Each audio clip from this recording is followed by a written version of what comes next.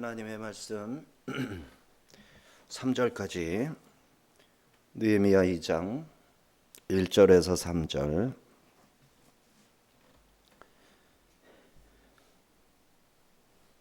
한 목소리로 봉독합니다.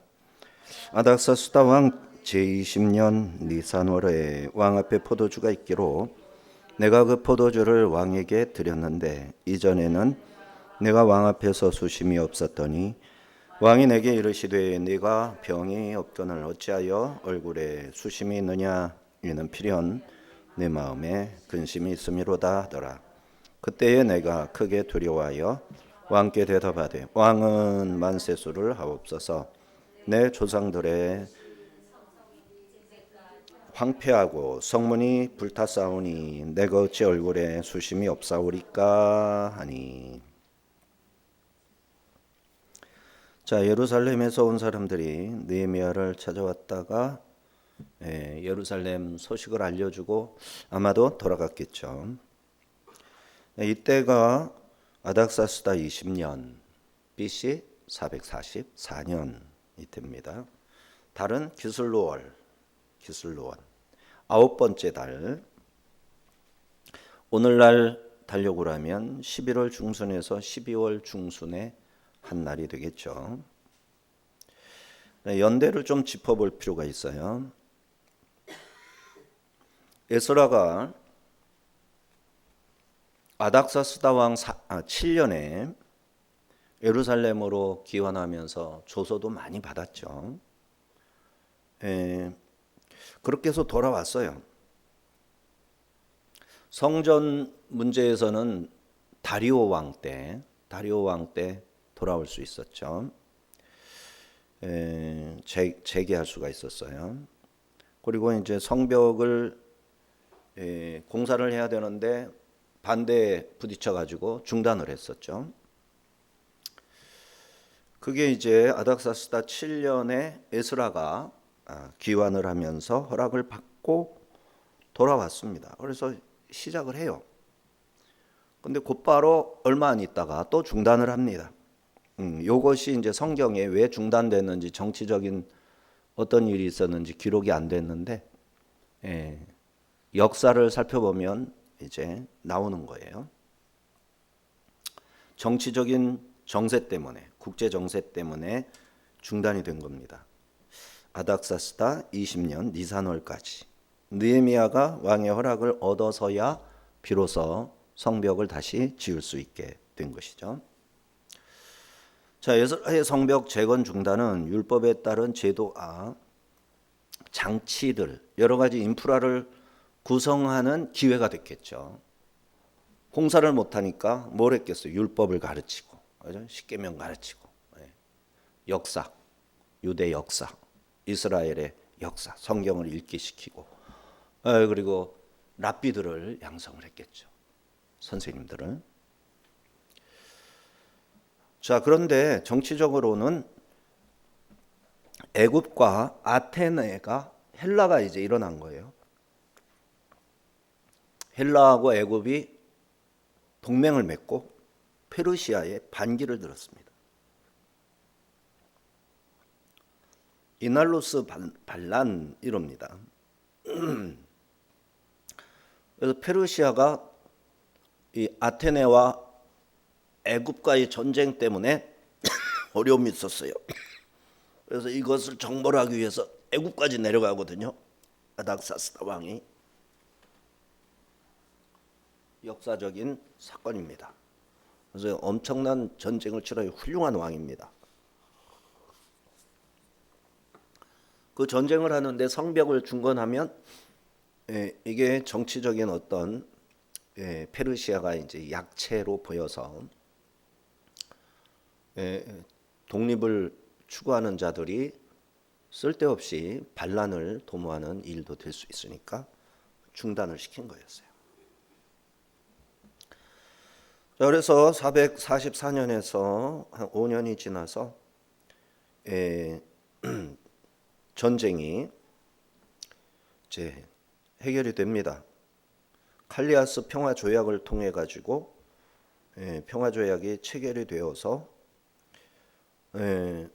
이제 아닥사스다 20년, 20년.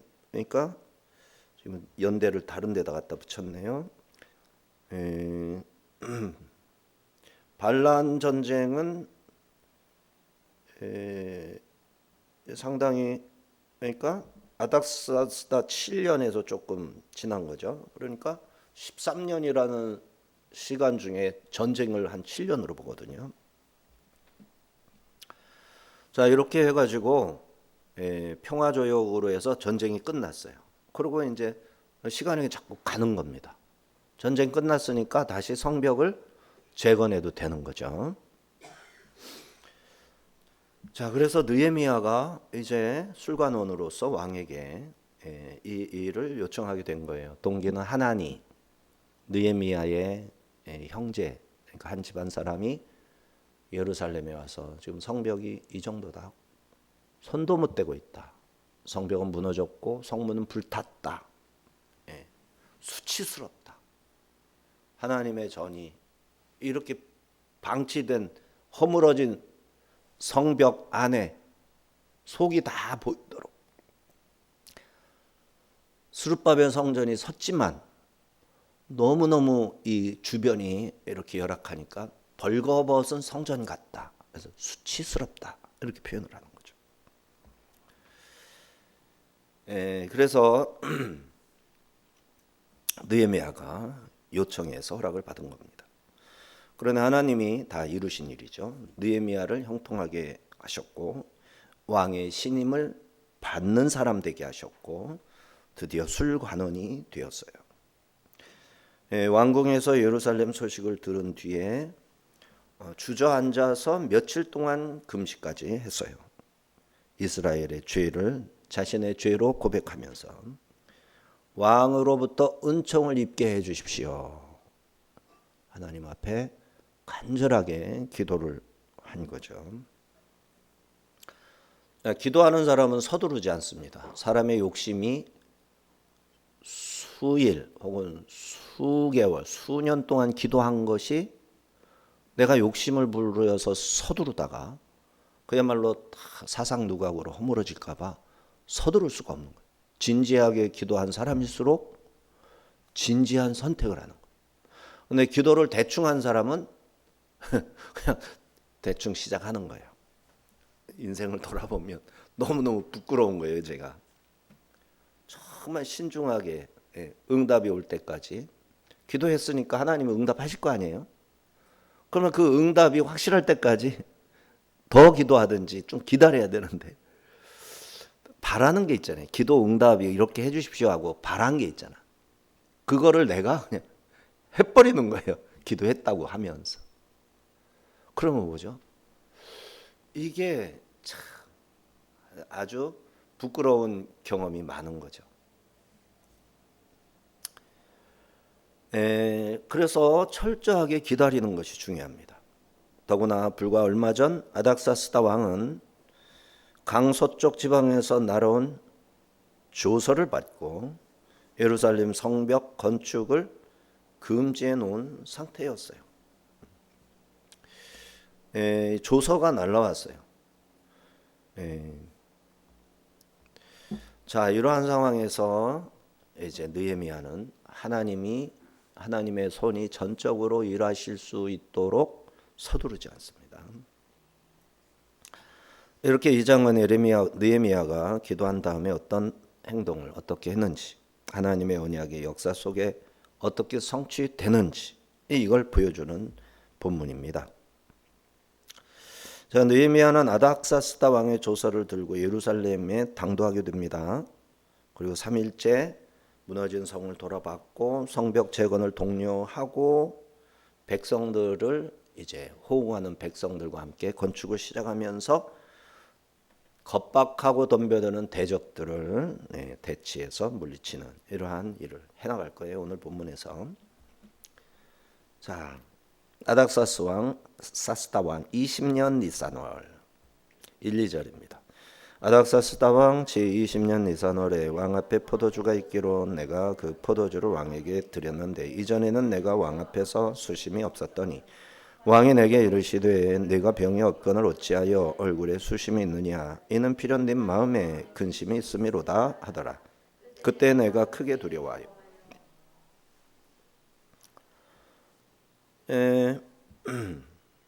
니산월 하나니가 예루살렘에서 수 산성에 온 지 4개월이 됐을 때입니다. BC 445년 혹은 444년 이게 연대가 이렇게 섞여서 나오고 있어요. 자, 이렇게 봄이 되었어요. 6월절과 무교절의 절기입니다. 3월 4월입니다. 니산월은 1월이죠. 1월. 그걸 1월이라고 부른 거는 출애굽한 달을 1월로 보기 때문에요. 애굽에서 나올 때 첫 해를 이게 첫 달이다 이렇게 봤기 때문에 이스라엘의 절기력은 니산월, 아비벌 이때가 1월이 되는 거예요. 첫째 달. 자, 느헤미야가 왕에게 귀한 포도주를 가져다 드렸어요. 그때 느헤미야는 너무너무 예루살렘을 생각하면서 얼굴에 수색이 짙었어요. 이런 상황은 왕에게 나 좀 죽여주세요 하는 거죠. 왕한테 가서 인상 쓰고 있으면 왕이 너 왜 내 앞에서 인상 써? 여봐라 이놈을 당장 목을 쳐라 이러는 거죠. 자, 그런데 이제 너무 어떻게 할 수가 너무 슬프니까 네, 왕이 네가 병이 없는 사람인데 어째서 얼굴에 수심이 있느냐? 네 마음에 무슨 근심이 있는 것이냐? 물었죠. 이에 느헤미야가 예루살렘 소식을 들은 대로 말합니다. 성문은 불탔고 성벽은 무너져서 벌거벗은 성전 얘기는 좀 자제하는 것 같아요. 벌거벗은 것 같습니다. 왕궁 안에 왕의 존중을 받으면서 이렇게 살아가는 게 너무 죄스럽고 너무 이거는 하나님께 죄스럽습니다. 하나님의 성전이 옷을 입지 못한 상태와 같이 그렇게 성이 다 묻어졌는데 그 안에 성전이 있는데 이렇게 제가 임금님의 왕궁에서 이렇게 잘 있다라는 게 견딜 수가 없습니다. 이런 마음을 잘 전달했겠죠. 3절 왕께 대답하되 왕은 만세수를 하옵소서 내 조상들의 묘실이 있는 성읍이 이제까지 황폐하고 성문이 불탔사오니 내가 어찌 얼굴에 수심이 없사오리까. 수심을 거둘 수가 없습니다. 왜냐하면 저의 조상들의 묘실이 있는 성읍 예루살렘에 있는 묘실은 다윗 왕가의 묘실입니다. 다윗 왕이 예루살렘에 있어요.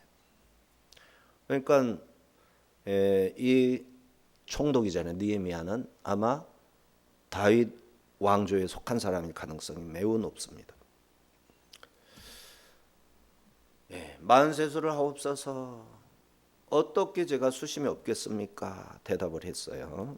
그러면서 재건하게 나를 보내서 재건할 수 있게 해달라고 구하는데 4절 5절 왕이 내게 이르시되 그러면 네가 무엇을 원하느냐 하시기로 내가 곧 하늘의 하나님께 묵도하고 왕에게 아뢰되 왕이 만일 좋게 여기시고 종이 왕의 목전에서 은혜를 얻어 싸우면 나를 유다 땅 나의 조상들의 묘실에 있는 성읍에 보내어 그 성읍을 건축하게 하옵소서 하였는데 자, 느헤미야가 왕에게 유다 땅에 보내달라 건축을 허락해달라 간청을 했습니다. 근데 이것도 왕의 명예에 따라서 이 말을 한 거죠. 네가 말해봐라 했으니까 말하는 거죠. 네, 허락하면 가서 짓겠습니다. 다 왕의 명령에 따라 하겠다. 또 하늘의 하나님께 목도 왕 앞에서도 하나님을 목도해서 하나님을 쳐다보면서 속으로 기도를 한 거죠. 그래서 하나님의 지금 기도 속에서 하나님이 나와 함께 하신다. 이 확신 속에서 왕과 대화를 하는 거예요. 그러면서 한 말이 나를 선대하사 좋게 여기시거든. 왕의 목전에서 은혜를 베푸시려거든 그렇게 허락해 주십시오. 조심스럽게 구합니다. 자, 왕의 가장 가까운 자리에서 술잔을 따라주는 사람이다. 술 맡은 관원.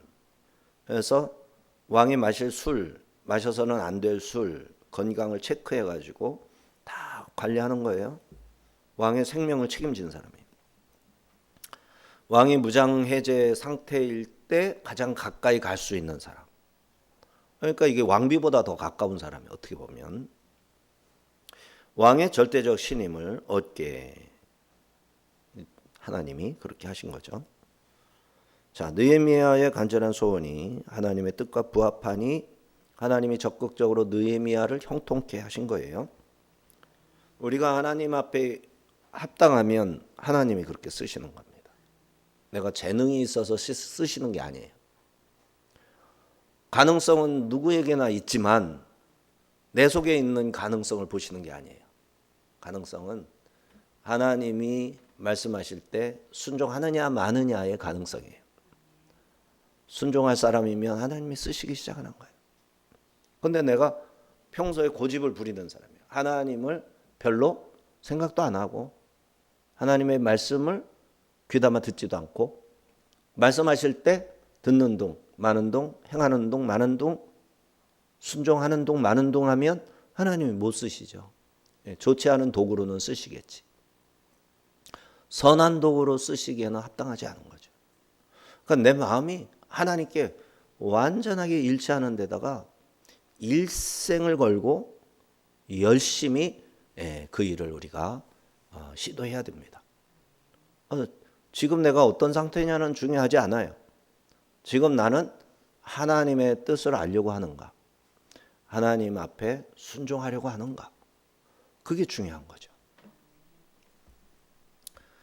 느헤미야는 하나님께서 자신의 기도를 들으셨음을 믿었고 왕에게 청원을 드리는 일 또한 내 말재간이 아니라 하나님의 선하신 손 안에서만 가능한 것을 알았어요. 바로 이 수산궁에서 에스더 왕비가 아수에로 왕에게 죽으면 죽으리라 얼마나 됐을까요? 자, 왕의 20년 됐죠. 20년 전에 아하수에로 왕이에요. 아하수에로 왕은 암살됐어요. 근데 왕비가 이 아하수에로 왕의 한 절반 정도 한 몇 년 했을까요? 아하수에로가 20몇 년인가 했어요. 그러니까 한 10몇 년 그러니까 20년 더하기 10몇 년 한 30년 전에 에스더가 내가 죽으면 죽으리다 하고 왕께 나아가서 우리 민족과 함께 내가 죽게 되었습니다. 왕이 호를 내줬죠. 그래서 에스더가 말을 할 수가 있었어요. 똑같은 거예요. 이에 아닥사스다 왕이 느헤미야의 요청을 받아들여 조서를 내려주고 느헤미야가 원하는 대로 필요한 자재 공급할 수 있게 다 조치해 줍니다. 6절 8절. 그때 왕후도 왕 곁에 앉아 있었더라. 왕이 내게 이르시되 내가 몇 날에 다녀올 길이며 어느 때에 돌아오겠느냐 하고 왕이 나를 보내기를 좋게 여기시기로 내가 기한을 정하고 내가 또 왕에게 아뢰되 왕이 만일 좋게 여기시거든 강 서쪽 총독들에게 내리시는 조서를 내게 주사 그들이 나를 용납하여 유다에 들어가기까지 통과하게 하시고 또 왕의 삼림감독 아삽에게 조서를 내리사 그가 성전에 속한 영문의 문과 성곽과 내가 들어갈 집을 위하여 들보로 쓸 제목을 내게 주게 하옵소서 하매 내 하나님의 선한 손이 나를 도우심으로 왕이 허락하고. 자, 왕 곁에 왕후도 함께 앉았다. 누가 생각납니까? 에스더가 생각나죠. 아마 이 왕후를 이렇게 선택한 중요한 결정권이 아마도 에스더에게 있을 수가 있어요. 20년이 됐으니까 아마 왕비를 얻은 것도 뭐 25년 전에서 뭐 15년 전 사이, 뭐 왕 되기 전에 결혼하고 왕이 됐을 가능성이 더 높죠. 하여튼 어릴 때 왕이 되었으니까 에스더와 모르드게의 영향력 아래서 왕비가 되었어요. 아마 이 왕비가 에스더의 엄청난 사랑을 받다가 에스더는 죽었든지 아니면 살아있든지인 거죠. 그러니까 왕비를 지금 느헤미야서의 느헤미야가 왕비를 거론을 하고 있는 거예요. 그런데 에스더라는 말은 하지 않죠. 그냥 이렇게 깔려 있는 거예요. 그 가능성이 깔려 있는 거예요. 왕은 진노하지 않고 네가 몇 날에 다녀올 길이냐. 너 보내긴 해야겠는데 완전히 보내고 싶진 않다. 네가 돌아왔으면 좋겠다. 그죠? 왕이 얼마나 느헤미야를 신뢰하는지 나타나죠. 어느 때에 돌아오겠느냐. 믿는 사람은 이렇게 신뢰를 받습니다. 직장에서도 믿는 사람이 저 회사 그만둘래요 하면 이 사장님들은 억장이 무너집니다. 억장이 무너져. 어떻게 될까 앞으로 이 회사가. 이런 고민을 다 하게 돼 있어요. 왜? 그 회사가 여지까지 은혜를 왜 입었겠어요? 믿는 사람이 기도하면서 다녔으니까. 복을 받았죠. 그러니까 그걸 알고 모르든 뭔가를 이 책임지는 게 남다르다는 걸 알고 신뢰할 만하다는 거, 거짓말하지 않는다는 걸 알기 때문에 은근히 믿는 거예요. 그러니까 얼마나 헤어지기 싫겠어요. 그래도 하나님의 뜻이면 어떡한다? 보내주십시오. 예루살렘에 가서 하나님의 일을 해야 되겠습니다. 하면 아닥사스다가 보내기 싫어도 보내주는 거죠. 자, 이 지혜로운 느헤미야가 기한을 정해 말씀을 드렸어요. 얼마 동안 해야 됩니다. 해서 52일 만에 그냥 후다닥 해버리잖아요. 그러니까 느헤미야는 그 뒤에 어떻게 했는지 우리는 뭐 성경에서 기록도 안 했지만 52일 만에 완성된 것이 왕에게 빨리 돌아가기 위한 나름대로의 노력이 있었을 거예요. 느헤미야가 그런 왕을 많이 사랑하고 아끼고 왕의 사랑을 받고 이게 느헤미야의 모습인 거죠. 자, 그래서 우리 믿는 사람들도 회사에 가면 그 오너를 사랑해야 됩니다. 사랑해야 돼요. 우리 이재명을 사랑해야 됩니다. 이 사람이 구원받을 수 있도록 하나님에게 회개하고 돌이켜서 그죠? 그렇게 하기 위해서는 많이 혼나야 되겠지만 생명을 빼앗아 가시더라도 영혼만큼은 구원하옵소서. 형도 죽였든 살렸든 수없이 많은 사람 10명 가차이 되는 사람들을 죽였든 안 죽였든 회개할 거리가 있는 모든 것을 회개하고 구원받게 하옵소서. 그렇지 않으면 이 사람은 지옥 가는 거예요. 지옥.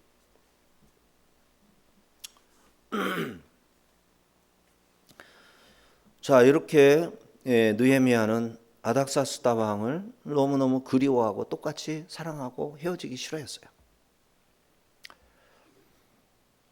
그러자 왕이 또 느헤미야가 필요한 모든 것을 다 챙겨주는 거예요.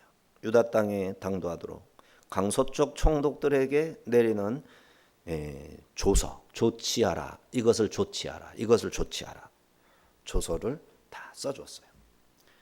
또 왕의 삼림에서 성전 문설주, 성곽의 목재, 또 심지어는 느헤미야의 집에 들보로 쓸 나무, 들보로 쓸 나무, 벌목할 수 있도록 아삽이라는 사람이 삼림 감독관이었어요.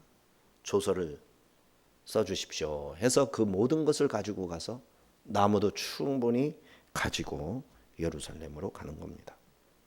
그런데 왕이 이것을 허락했는데 그걸 뭐라고 표현하느냐? 하나님의 선한 손이 나를 도왔다 이렇게 밝히고 있어요. 왕의 면전에서 슬픈 기색을 할 수밖에 없었지만 왕은 진노하지 않았고 느헤미야가 말하는 전후 사정도 모두 다 들어줬어요. 참, 이게 얼마나 큰 은혜입니까? 얼마나 조심해서 말하였을 것이고 느헤미야가 말하는 것을 왕조차도 귀담아 들어. 그렇죠? 그러니까 우리는 이 언어 실력이 돼야 됩니다.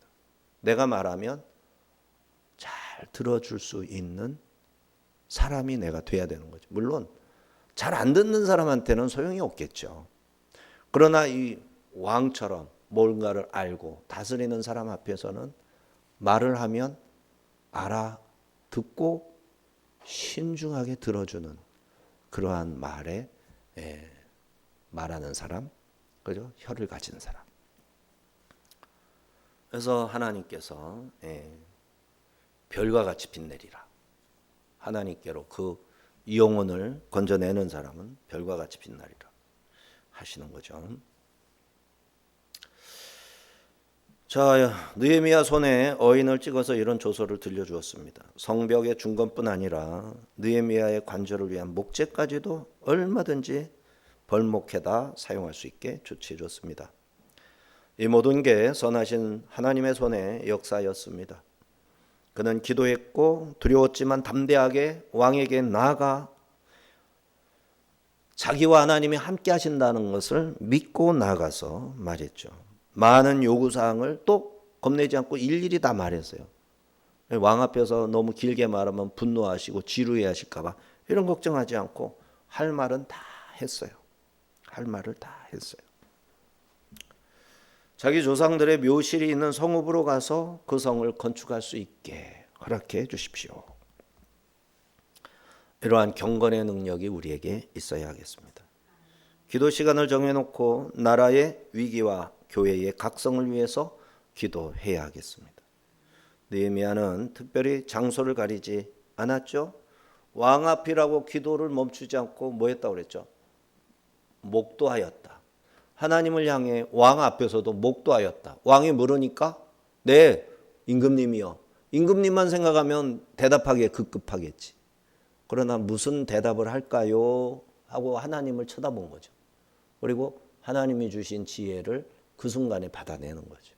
안 주시면 어쩔 수 없이 다른 말을 해야 되겠지만 일단은 하나님의 말씀이 뭐가 들려질까? 귀를 기울이는 거죠. 왕 앞에서도. 왕 앞에서만 그래야 되나? 우리가 살아가는 동안. 항상 템포를 두어야 됩니다. 누군가 대화를 하더라도 내가 말할 차례가 되면 하나님께서 뭐라고 하시는 말씀이 있나? 듣고 말을 해야 돼요. 이게 없으면 이게 영적 대화가 안 되는 거죠. 자, 하나님의 손이 자기를 도우시기만을 간절하게 사모하면서 왕께 담대히 간청했습니다. 느헤미야는 예루살렘에 머물러 있어야 할 충분한 시간을 말씀드렸을 거예요. 기한을 정해서 말해라 그랬으니까. 적지 않은 자원도 부족함이 없도록 가져다 쓸 수 있게 왕에게 다 일일이 요구했어요. 왕의 사신으로 행차함을 나타낼 만큼 이 기병대도 요구를 했어요. 이 모든 일은 오직 하나님의 손이 도왔기 때문에 가능한 일이죠. 누가 왕이 너 꼭 가야 돼? 가지 마. 막 이러고 싶은 게 왕의 마음이잖아요. 근데 느헤미야가 필요하지 않은 일을 요구할 리가 없다는 것을 그동안 아는 거죠.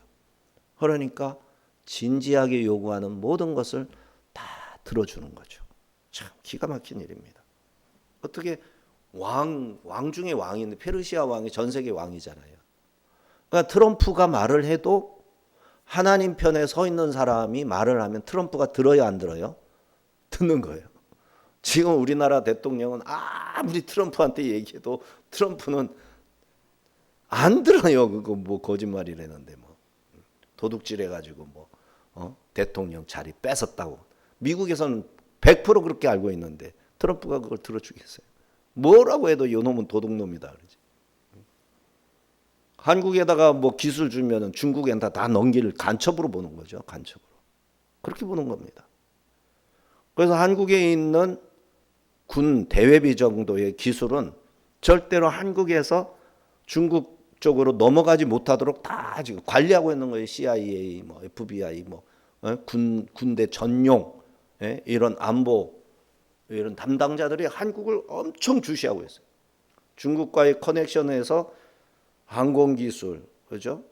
그다음에 뭐 원자력 이런 기술, 핵 기술, 잠수함 기술 이런 게 중국으로 넘어갈까 봐 반도체 기술이 중국으로 넘어갈까 봐 지금 촉각을 세워가지고 여차하면 다 끌어다가 미국 영토 안에다 다 갖다 놓으려고 하는 거예요. 이게 트럼프의 지금 왜 중국이 전 세계를 거덜내잖아요.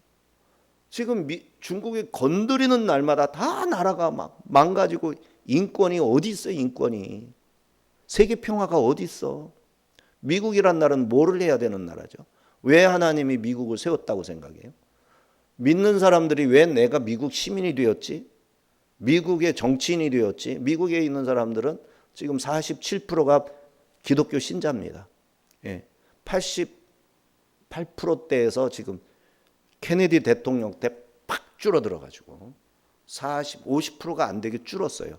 하지만 실제적으로 나라의 중요한 일을 하는 사람들 대부분이 믿는 사람인 거예요. 왜 나를 미국이라는 나라에서 공직자로 세웠을까? 이거를 항상 생각하면서 살아가는 사람들이라는 거예요. 이런 사람들이 어디 잽이 됩니까? 어디 잽이 돼요? 대한민국도 또 그 이상이라 해야 돼요.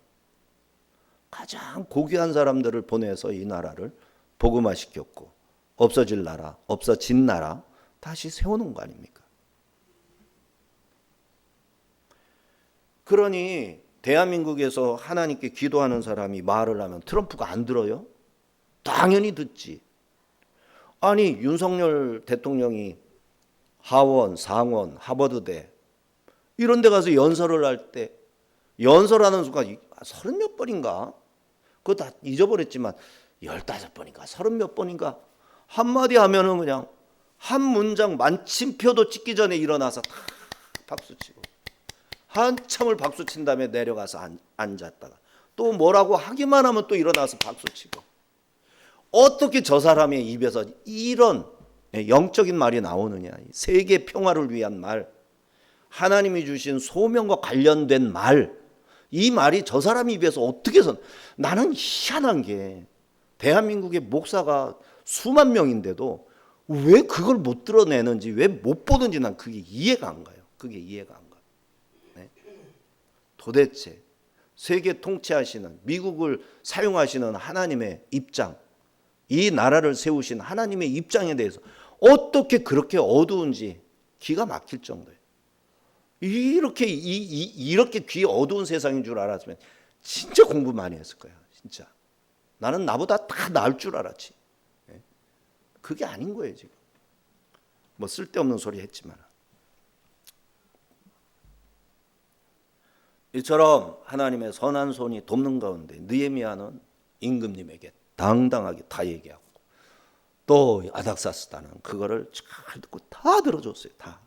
그래서 예루살렘에 당도합니다. 자, 9절 10절입니다. 군대 장관과 마병을 보내어 나와 함께 하게 하시기로 내가 강 서쪽에 있는 총독들에게 이르러 왕의 조서를 전하였더니 호론 사람 산발랏과 종이었던 암몬 사람 도비아가 이스라엘 자손을 흥왕하게 하려는 사람이 왔다 함을 듣고 심히 근심하더라. 이스라엘 자손을 흥왕하게 성벽을 잘 건축할 아주 유력한 페르시아 궁의 권력자가 지금 유다 땅에 도착했단 말이죠. 벌벌벌벌 떠는 거지. 그동안 예루살렘에 가서 얼마나 회방을 했게요. 아닥사스다가 귀국뿐만 아니라 군대 장관과 마병도 함께 보냈어요. 조서도 여러 장 써줬어요. 그러니 호론 사람 산발랏, 도비야, 겟셈 얼마나 두려웠겠어요. 겟셈인가 그렇죠? 대적자들은 군대 장관 마병의 위용을 보고 두려워했을 겁니다. 더구나 그들은 과거 시리아 총독 메가비주스라는 시리아 총독이 아닥사스다가 이 이집트와 아테네의 동맹군과 전쟁을 할 때 자기들도 어디 한번 해볼까 하고 시리아가 반기를 들었었어요. 그때 이 사람들이 거기 편을 들어줬어. 그러니까 이것들은 목숨 붙어 있는 게 얼마나 다행스러운 일인지 몰라요. 그런데 군 말하자면 군대 장관이 같이 왔다는 것을 보고서는 덜덜 떠는 상황이 된 거예요. 자, 느헤미야는 예루살렘에 도착해서 아무도 만나지 않았습니다. 성소가 이제 숙소가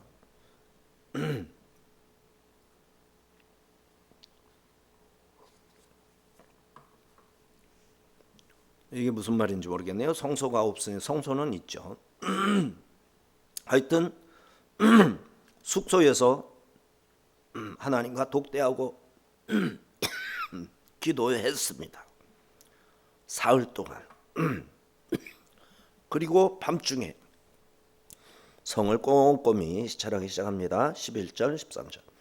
내가 예루살렘에 이르러 머문 지 사흘 만에 내 하나님께서 예루살렘을 위해 무엇을 할 것인지 내 마음에 주신 것을 내가 아무에게도 말하지 아니하고 밤에 일어나 몇몇 사람과 함께 나갈새 내가 탄 짐승 외에는 다른 짐승이 없더라. 그 밤에 골짜기 문으로 나가서 용정으로 분문에 이르는 동안에 보니 예루살렘 성벽이 다 무너졌고 성문은 불탔더라. 자, 사흘 동안 기도했죠. 그동안 하나님이 어떤 일을 할지 이제 계획을 세우는 거죠. 하나님이 도와주셔가지고. 그래서 나름대로 큰 그림을 다 그렸어요. 이제 구체적인 그림을 그려야 되죠. 구체적인 그림을 그리는 거는 현장을 보면서 그려내야죠. 큰 그림은 하나님께 기도 중에 받고 그 기도받은 것을 어떻게 실천할까의 구체적인 계획들은 나름대로 또 현장을 다니면서 받아야 되는 거예요. 근데 나귀는 혼자 탔어요. 몇몇 사람이 함께 했고요. 이 말은 왜 했냐면은 나귀들이 여러 마리가 그렇게 설치고 다닐 만큼 길이 안정되지 않았다. 이 표현을 하기 위해서 그런 거예요. 참 힘든 상태. 예루살렘 성이 무너져 있는 상태로 어디 편안하게 뭐 다닐 수 있는 길도 없을 정도의 그러한 아주 수치스러운 모습이다. 이 얘기하는 거예요. 자, 용정은 셈인데 분문으로 이르는 구간에 성벽이 다 무너져 내렸다. 성문은 불에 탄 그대로였다. 14절에서 16절. 앞으로 나아가 샘문과 왕의 못에 이르러서는 탄 짐승이 지나갈 곳이 없는지라. 그 밤에 시내를 따라 올라가서 성벽을 살펴본 후에 돌아서 골짜기 문으로 돌아왔으나 방백들은 내가 어디 갔었으며 무엇을 하였는지 알지 못하였고 나도 그 일을 유다 사람들에게나 제사장들에게나 귀족들에게나 방백들에게나 그 외에 일하는 자들에게 알리지 아니하다가 샘문하고 왕의 못에 이르러서는 짐승도 갈 수 없이 험하게 됐어요.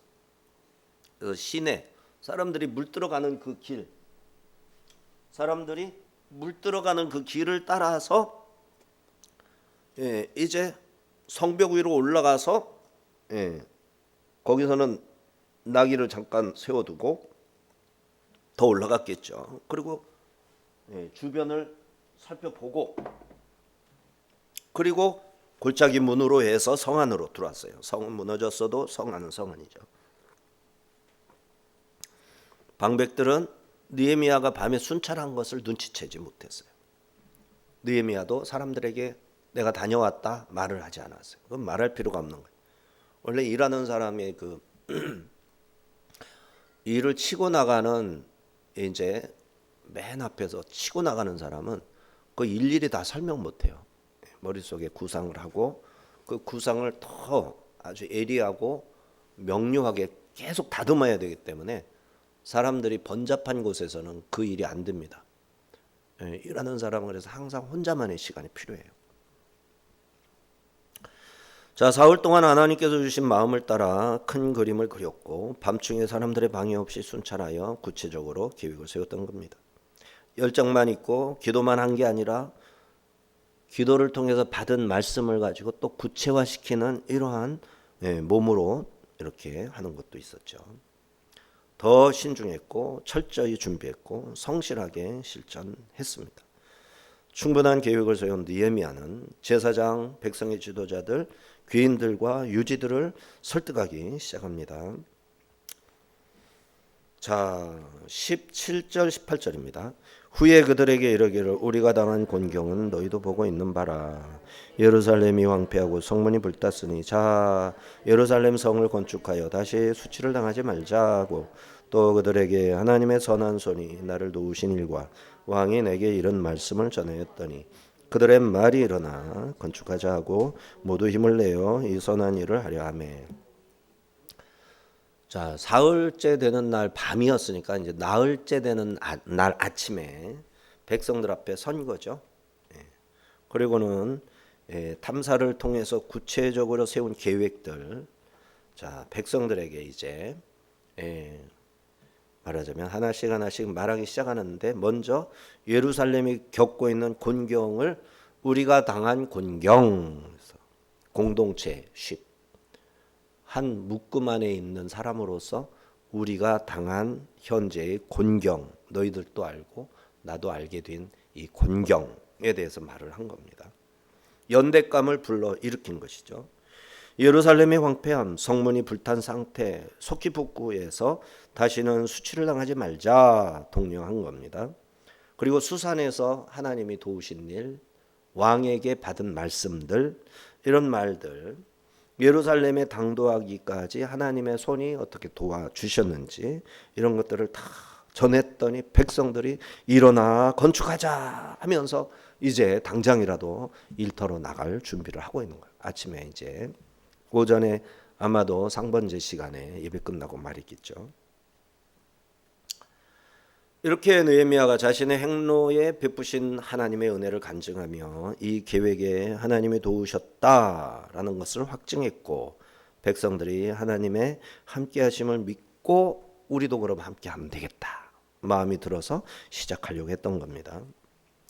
이렇게 신앙 공동체에서 가장 중요한 것은 하나님이 함께하신다라는 확신이죠. 이 확신이 먼저 지도자가 가지고 있어야 되고, 따르는 자들이 똑같이 그 마음으로 맡겨진 이 일에 최선을 다하는 거지. 그게 내가 맡은 사명이다, 이런 마음으로 하나님을 의지하고 서로에게 지지하고 격려하면서 이 일을 완수해 나가야 되는 거예요. 이것이 중요한 말이 하나님의 선한 손, 하나님의 손길, 도움의 손길입니다. 야드 엘로하이, 하나님의 손, 아쉐르, 토바, 선한, 그죠? 선한 일, 아쉐르가 뭐뭐가 있다, 뭐 이런 말이잖아요. 그래서 하나님의 선한 손이 나를 도왔다, 이런 말로 이제 백성들을 설득한 거예요. 그런데 그들의 손이라는 말이 또 있어요. 에데헴, 에데헴, 야드가 들어갔는데 그들의 손이 같이 했다라는 표현이 있어요. 한글 성경에는 그들의 손이라는 단어를 번역하지 않았어요. 에데헴을. 하지만 하나님의 손, 선한 손이, 하나님의 손이 있었고 그 손에 응답한 백성들의 손이 있었고, 요거를 이 본문에 18절에 같이 넣었어요. 그래서 결국은 뭐예요? 주의 일을 할 때 도와주시는 하나님의 손이 있어야 되고, 하나님의 손이 도우면 그 도움을 받는 사람의 손, 종의 손이 함께 할 때 그 일이 이루어지는 것임을 알 수 있죠. 19절 20절입니다. 호론 사람 산발락과 종이었던 암몬 사람 도비아와 아라비아 사람 겟셈이 이 말을 듣고 우리를 업신여기고 우리를 비웃어 이르되 너희가 하는 일이 무엇이냐, 너희가 왕을 배반하고자 하느냐 하기로, 내가 그들에게 대답하여 이르되 하늘의 하나님이 우리를 형통하게 하시리니 그의 종들인 우리가 일어나 건축하려니와 오직 너희에게는 예루살렘에서 아무 기업도 없고 권리도 없고 기억되는 바도 없다 했느니라. 자, 이렇게 성벽이 재건된다는 소식에 산발랏, 도비야, 겟셈, 그죠? 산도깨비, 걔는 어떻게 해서 붙였더라 이게. 외울 때 그렇게 외웠었는데, 산발랏, 도비야, 겟셈. 자, 너희가 왕을 배반하려는구나. 반역무리한 거죠. 하늘의 하나님이 우리를 형통하게 하시리니 우리는 너희들이 반역무리 해도 반역자가 되어서 끌려간다 해도 우리는 건축한다. 그러나 우리는 이 예루살렘에서 기업을 받을 것이지만 너희에게는 아무 권리도 없다. 기업도 없다. 기업되는 바도 없다. 선언을 했습니다. 성벽 재건은 확실히 하나님의 뜻이고 반대자들에게는 하나님의 백성들에게 주어진 어떤 권리도 채가지 못하는 거예요. 그러니까 믿는 사람들이 담대할 것은 하나님이 이 나라를 세웠고, 그죠? 이 나라를 우리에게 맡겼고, 그 이유는 이 나라의 부강, 유명해짐, 영광스러움을 통해서 빛나는 그 빛을 통해서 뭐 하라는 거예요? 어둠 속에 신음하는 각 나라, 백성, 언어, 섬들에게 이 빛을 비추고 이 노래를 들려줘 가지고 우리나라를 바라보면서 왜 저 나라는 저렇게 복받은 거야? 아, 교회가 많구나. 네? 목사들이 많구나. 아, 하나님을 믿는 나라구나. 요거를 알림으로써 어둠 속에서 복음을 듣지 못한 사람들이 복음에 대하여 마음을 활짝 열게 하려는 하나님의 뚜렷한 계획이 있는 거예요. 예. 이 계획을 누가 막아? 그 일을 우리가 수행하려고 기도하고 애쓰면 그거를 누가 막아? 이 기업이 얼마나 대단하겠냐고. 이 대한민국이라는 나라에서 얻을 우리의 기업이 얼마나 대단하겠냐고. 근데 마귀 새끼에게 사탄에게 붙어가지고 그냥 입만 열면 도둑질하고 거짓말하고 하는 이것들이 온갖 권력, 마귀가 주는 힘을 의지해가지고 하면 얘들이 뭘 가져갈 수 있겠어? 다 멸망하고 마는 거지. 이런 담대함이 우리에게 있어야 되겠다. 그래서 우리가 그런 기도하는 거예요. 담대함으로. 하나님을 부정하고 부인하는 자들이 하나님이 세우신 이 나라에서 뭐를 가져갈 게 있어? 지금은 속이고 빼앗고 다 하고 있지만 궁극적으로는 거덜나는 거예요. 영혼이 지옥불에 던져지는 거예요. 그걸 얻을 자들은 하나님의 마음을 아는 자들, 하나님의 뜻을 따라 순종한 자들이 다 가져가는 거예요. 에스라는 이들의 정치적 반역무리로 큰 곤욕을 치러야 했어요. 대적자들은 이번에도 아닥사스다 왕에게 반역을 행한다고 무고했지만 오히려 왕의 조선은 그들의 주장을 받아줄 리가 없죠. 선한 일은 늘 악인의 방해를 받습니다. 그러나 하나님이 함께 하신다는 확신이 있으면 흔들릴 일이 없죠. 원수들은 하나님의 자녀들을 업신여기고 비웃어도 약속을 받은 하나님의 자녀들은 도리어 당당한 겁니다. 악행으로 몰아 비난하는 자들 두려워하지 말아야 합니다. 선한 일로 시기와 미움받는 일에서는 결코 물러서지 말아야 합니다. 하나님의 기업과 권리 오직 하나님의 백성들의 것입니다. 이렇게 느헤미야 2장은 느헤미야의 기도와 순종이 어떻게 역사를 바꾸는가? 예루살렘의 수치를 듣고 넉 달간 엎드려 기도했고 왕 앞에서도 극도의 두려움이 있었지만 하늘의 하나님을 잠잠히 목도하면서 하나님께 함께 하신다는 그 믿음으로 왕께 나갔었잖아요. 느헤미야의 기도를 하나님이 들으셨고 아닥사스다의 왕의 마음을 움직여서 대적들의 반대 조서까지 무효화시키고 느헤미야에게 필요한 모든 것을 하나님의 선한 손으로 다 채워주셨어요. 조서, 목재, 호위병 다 붙여주신 거죠. 느헤미야가 고백한 거죠. 이 모든 것은 내 하나님의 선한 손이 나를 도우심으로 가능한 것입니다. 우리도 똑같이 그렇게 해야 됩니다. 우리는 지금 무너진 성벽, 즉 하나님의 나라의 가치와 교회 공동체의 경계가 흐려진 시대를 살고 있어요. 영혼의 구원을 향한 절박함이 사라졌고요. 세상의 조롱과 비웃음, 산발랏 도비아 겟셈 앞에서 너무 위축이 되고 있는 상황입니다. 그러므로 우리도 느헤미야의 경건의 능력을 회복해야겠습니다. 그는 장소를 가리지 않고 왕 앞이라는 생사가 달린 순간에도 기도를 멈추지 않고 이렇게 담대할 수 있었죠. 우리의 수고와 열정에 앞서서 하나님의 선한 손을 구하는 기도의 시간을 우리가 가질 수 있어야겠습니다. 성벽과 성전을 건축하는 하나님의 일, 곧 그리스도의 몸으로서의 성전인 교회를 세우는 일에 분별력과 지혜로운 계획을 갖춰야 하겠어요. 모두가 잠든 조용한 밤중에 무너진 성벽, 우리 아가페 교회 어디가 무너졌나 꼼꼼히 따져보면서 살펴보고 조사하고 구체적인 계획을 하나님 앞에 받아야 돼요. 그리고 필요한 자원을 담대하게 철저하게 준비했던 느헤미야처럼 우리가 해야 되겠습니다. 또 대적들은 하나님의 일에 참여하고 하나님의 명령에 순종하는 일을 정치적으로 몰아 생명까지 위협하죠. 이러한 협박에 흔들리지 말아야 합니다. 하늘의 하나님이 우리를 형통하게 하시리니 우리가 일어나 건축하려니와 선포하면서 나아가야 하겠습니다. 자, 느헤미야를 도우셨던 하나님의 선한 손, 지금은 우리와 함께 하십니다. 이 땅에서 수치를 당하고 있는 주님의 몸된 교회를 바라보며 우리 안에 무관심을 버리고 느헤미야와 같이 일어나 그리스도의 몸이요 성령의 전인 교회를 세우자 외치고 결단하여 이 일에 참여해야 하겠습니다. 기도합니다. 하나님 아버지,